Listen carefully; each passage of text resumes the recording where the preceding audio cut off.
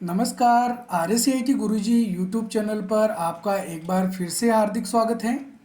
आज इस वीडियो में हम RSCIT एग्जाम से संबंधित कुछ और महत्वपूर्ण प्रश्न उत्तर समझेंगे। हमारा प्रश्न नंबर 1 है, निम्न में से कौन से साइबर अटैक में यूजर से व्यक्तिगत डेटा दर्ज करने के लिए कहा जाता है? DOS attack, phishing attack, Trojan horse या फिर स्पाईवेयर। तो इसमें सही उत्तर है बी, फिशिंग अटैक, जिसके अंदर हमको हमारी व्यक्तिगत जो डिटेल्स है वो एंटर करने के लिए कहा जाता है। अगला प्रश्न नंबर 2 है, कंप्यूटर सिस्टम का वह भाग जिसका जिसका भौतिक अस्तित्व होता है, जिसे छुआ जा सके, उसे क्या कहते हैं? डेटा, ऑपरेटिंग सिस्टम, हार्डवेयर या फिर सॉफ्टवेयर। तो कंप्यूटर का वह भाग जिसका भौतिक अस्तित्व होता है, जिसको हम देख सकते हैं, छू सकते हैं, उसको क्या बोलते हैं? हार्डवेयर। तो सी इसमें सही आंसर होगा। यहाँ पे देख सकते हैं इस चित्र में CPU, मॉनिटर, कीबोर्ड, माउस, ये जो ऑप्शन दे रखे हैं, जो कंप्यूटर के बेसिक भाग होते हैं, ये सभी हार्डवेयर हैं।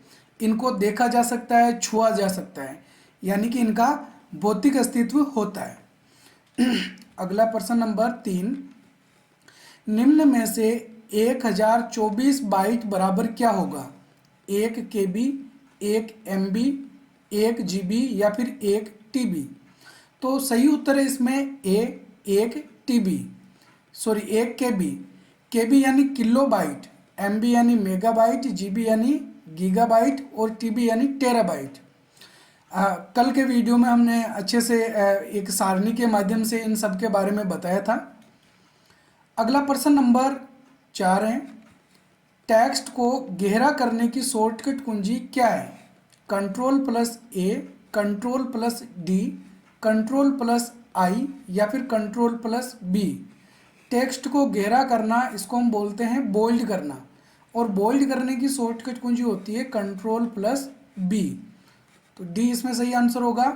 Ctrl+A शॉर्टकट कुंजी होती है सेलेक्ट ऑल करने की, और माइक्रोसॉफ्ट वर्ड में Ctrl+D बटन दबा के हम फॉन्ट डायलॉग बॉक्स ओपन कर सकते हैं, और Ctrl+I शॉर्टकट कुंजी के द्वारा इटैलिक कर सकते हैं, यानी कि शब्दों को तिरछा किया जा सकता है। अगला प्रश्न नंबर 5 है, ऑनलाइन शॉपिंग करते समय भुगतान करने के लिए निम्न में से कौन सा विकल्प मौजूद होता है? Net banking, credit card, debit card, COD यानी कैश ऑन डिलीवरी या फिर उपरोक्त सभी। तो जब हम ऑनलाइन शॉपिंग करते हैं, ऑनलाइन शॉपिंग जिसको ई-कॉमर्स भी कहा जाता है, तो ई-कॉमर्स के लिए हमको भुगतान करने के लिए ये तीनों ऑप्शन मिल जाते हैं, इसलिए सही आंसर होगा इसमें डी, उपरोक्त सभी। यहाँ पे आप देख सकते हैं बैंक अकाउंट का ऑप्शन हमको मिल सकता है, या फिर नेट बैंकिंग लिखा हुआ हो सकता है, डेबिट कार्ड, क्रेडिट कार्ड, पे विथ कैश यानी कैश ऑन डिलीवरी। इसके अलावा आजकल मोबाइल वॉलेट्स भी सबसे ज़्यादा प्रचलन में है, तो वो ऑप्शन भी हमको मिल सकते हैं, फ़ोनपे, गूगल पे, पेटीएम, इस प्रकार के ऑप्शन, UPI। अगला प्रश्न नंबर 6 है, CPU की फुल फॉर्म क्या है? Control processing unit, central processing unit, control program unit या फिर सेंट्रल प्रोग्रामिंग यूनिट। तो इसमें सही उत्तर है B, central processing unit. CPU जिसको प्रोसेसर भी कहा जाता है, या माइक्रो प्रोसेसर जिसको हम बोलते हैं, इसको कंप्यूटर का दिमाग भी कहा जाता है। अगला प्रश्न नंबर 7 है, MS वर्ड 2019 में लाइन स्पेसिंग को कैसे बदल सकते हैं? फॉन्ट के आकार को बदलकर, होम टैब में पैराग्राफ अलाइनमेंट बदलकर, होम टैब में लाइन स्पेसिंग टूल को चुनकर, या फिर इंसर्ट टैब में पेज ब्रेक को चुनकर। तो इसमें सही उत्तर है सी, होम टैब के अंदर लाइन स्पेसिंग वाला जो टूल है वो हमको मिलता है, जिसके द्वारा हम लाइन स्पेसिंग को मैनेज कर सकते हैं कि पैराग्राफ में कितना स्पेस रखना है लाइनों के बीच में। अगला प्रश्न नंबर 8 है, MS वर्ड 2019 में अधिकतम कितने प्रतिशत तक जूम किया जा सकता है? 100%, 200%, 500% या फिर 1000%। तो माइक्रोसॉफ्ट वर्ड के अंदर हम 500% जूम कर सकते हैं, इसलिए सही आंसर होगा सी। इसके अलावा माइक्रोसॉफ्ट पावर पॉइंट या एक्सेल के अंदर 400% मैक्सिमम जूम किया जा सकता है और मिनिमम 10% हम जूम कर सकते हैं।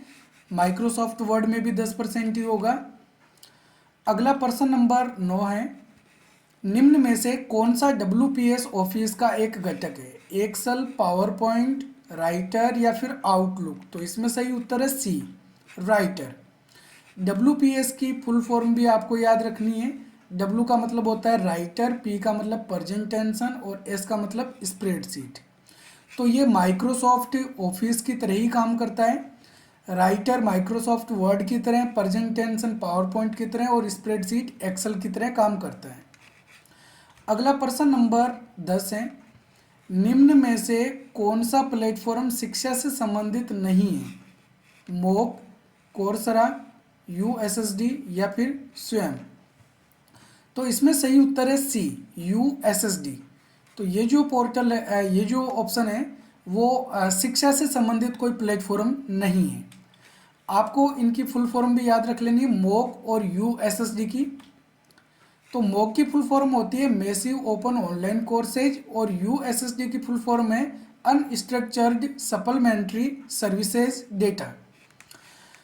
तो USSD कोड होते हैं जो कि हम मोबाइल में लगाते हैं, जैसे *99# जो कोड है, इसके द्वारा हम जो हमारा बेसिक कीपैड वाला मोबाइल होता है उसके द्वारा भी किसी को पेमेंट ट्रांसफ़र कर सकते हैं।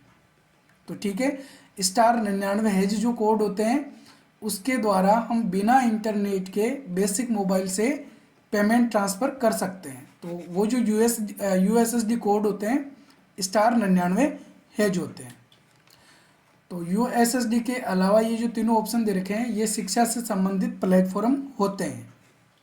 अगला प्रश्न नंबर 11 है, निम्न में से कौन सा स्टोरेज सेकेंडरी मेमोरी का प्रकार नहीं है? Pen drive, hard disk, solid state drive या फिर रैंडम एक्सेस मेमोरी? तो इसमें सही उत्तर है डी, रैंडम एक्सेस मेमोरी। तो मेमोरी दो प्रकार की होती है, प्राइमरी मेमोरी और सेकेंडरी मेमोरी। तो ये जो रैंडम एक्सेस मेमोरी होती है ये प्राइमरी मेमोरी होती है, मेन मेमोरी होती है, ये सेकेंडरी मेमोरी नहीं होती है। पेन ड्राइव, हार्ड डिस्क और सॉलिड स्टेट ड्राइव ये सेकेंडरी मेमोरी के उदाहरण हैं। सेकेंडरी मेमोरी में डेटा कंप्यूटर बंद होने के बाद भी सेव रहता है। नेक्स्ट प्रश्न नंबर 12, निम्न में से कौन सा प्रिंटर कागज पर छोटी छोटी स्याही की बूंदों को छिड़क कर प्रिंट करता है? Dot matrix printer, inkjet printer, laser printer या फिर थर्मल प्रिंटर? तो इसमें सही उत्तर है बी, इंकजेट प्रिंटर। ध्यान में रखना है, इंकजेट प्रिंटर कागज पर छोटी छोटी बूंदों को छिड़ककर प्रिंट करता है। अगला प्रश्न नंबर 13 है, ईमेल एड्रेस को ध्यान में रखते हुए सही विकल्प कौन सा है? ईमेल एड्रेस में हमेशा @ चिन्ह होना चाहिए, इसमें कभी खाली स्थान नहीं हो सकता है, उपरोक्त विकल्प ए और बी दोनों सही है या फिर उपरोक्त में से कोई नहीं? तो इसमें सही उत्तर है सी, उपरोक्त विकल्प ए और बी दोनों, क्योंकि कोई भी ईमेल एड्रेस होता है उसमें @ वाला जो चिन्ह है वो हमको दिखाई देता है। एक @ के पहले का भाग होता है जो कि यूजर नेम होता है और एक @ के बाद का भाग होता है जो हमको ये दर्शाता है कि हम ये जो ईमेल यूज कर रहे हैं ये कौन से प्लेटफॉर्म से यूज कर रहे हैं। जैसे gmail.com है, yahoo.com लिखा हुआ आता है, outlook.com है या फिर किसी कंपनी का नाम भी हो सकता है, जैसे rkcl.in लिखा हुआ हमको मिलता है। और इसमें कभी हमको खाली स्थान नहीं मिलता है, ईमेल एड्रेस जो है उसमें कोई स्पेस दिया हुआ नहीं होगा, वो पूरा ईमेल एड्रेस एक साथ लिखा हुआ हमको मिलेगा। अगला प्रश्न नंबर 14 है, निम्न में से कौन सी मेमोरी प्रति सेकेंड कई बार ताज़ा यानी रिफ्रेश होती है? Static RAM, dynamic RAM, EPROM या फिर रोम? तो इसमें सही उत्तर है बी, डायनेमिक रैम। रैम दो प्रकार की होती है मुख्य रूप से, स्टैटिक रैम और डायनेमिक रैम। तो स्टैटिक रैम स्थिर होती है और डायनेमिक रैम रिफ्रेश होती रहती है। अगला प्रश्न नंबर 15 है, निम्न में से वेब ब्राउज़र क्या है? एक प्रकार की मकड़ी है, एक उपयोगकर्ता जो वेबसाइटों को देखता है, एक स्टोरेज डिवाइस जो फाइलों को स्टोर करता है, एक एप्लीकेशन सॉफ्टवेयर जो उपयोगकर्ता को वर्ल्ड वाइड वेब पर वेबसाइटों तक पहुंचने में मदद करता है। तो इसमें सही उत्तर है डी, एक एप्लीकेशन सॉफ्टवेयर जो उपयोगकर्ता को वर्ल्ड वाइड वेब यानी www पर वेबसाइटों तक पहुंचने में मदद करता है। उसको क्या बोलते हैं? ब्राउज़र। जैसे Google Chrome, Mozilla Firefox, safari, internet explorer जिसकी जगह अब माइक्रोसॉफ्ट एज आ चुका है, ओपेरा। तो ये सभी ब्राउज़र के प्रकार हैं। अगला प्रश्न नंबर 16 है, निम्न में से कौन सी वेबसाइट C2C का उदाहरण है? C2C यानी कंज्यूमर टू कंज्यूमर। तो www.vmou.ac.in, ebuy.in, amazon.in या फिर india.alibaba.com। तो सही उत्तर है इसमें बी, ebuy.in। ये C2C वेबसाइट का उदाहरण है, यानी कि कंज्यूमर यहाँ पे सामान बेचता है और कंज्यूमर ही सामान खरीदता है।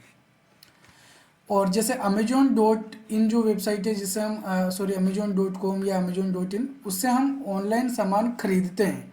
तो इस प्रकार की जो वेबसाइट होती है वो B2C का उदाहरण होती है, बिजनेस टू कंज्यूमर का। अगला प्रश्न नंबर 17 है, IRCTC की फुल फॉर्म क्या है? Indian railway corporation and tourist company, Indian railway catering and tourism corporation, Indian railway catering and tourism company या फिर Indian railway company and tourist corporation. तो IRCTC की फुल फॉर्म है Indian railway catering and tourism corporation.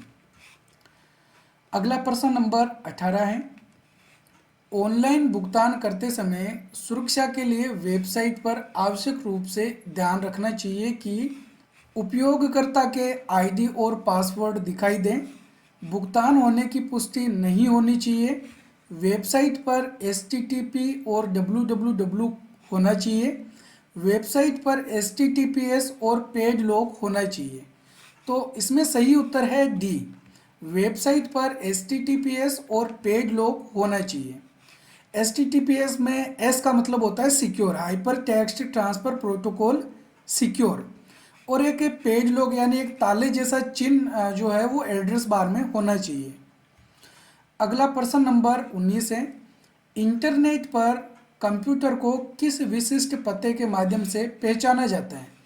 Web पता, email पता, घर का पता या फिर IP पता। तो सही उत्तर इसमें डी, IP पता यानी IP एड्रेस। IP की फुल फॉर्म होती है इंटरनेट प्रोटोकॉल। अगला प्रश्न नंबर 20 है, निम्न में से एंड्रॉयड फ़ोन में ऐप्स को इंस्टॉल करने के लिए कौन सा प्रोग्राम प्रयोग करते हैं? गूगल पे, Google play store, Windows media player या फिर गूगल क्रोम। तो इसमें सही उत्तर है बी, गूगल प्ले स्टोर, जिसके द्वारा हम ऑनलाइन ऐप जो हमारे मोबाइल में इंस्टॉल करते हैं तो उसके लिए हम गूगल प्ले स्टोर का प्रयोग करते हैं। तो ये थे आज के हमारे 20 महत्वपूर्ण प्रश्न उत्तर। वीडियो कैसा लगा कमेंट करके ज़रूर बताएं और अपने RSCET करने वाले सभी दोस्तों के साथ वीडियो को शेयर ज़रूर करें। हम आपके लिए ऐसे ही RSCET एग्ज़ाम से जुड़े नए नए वीडियो लाते रहेंगे। धन्यवाद। जय हिंद, जय भारत।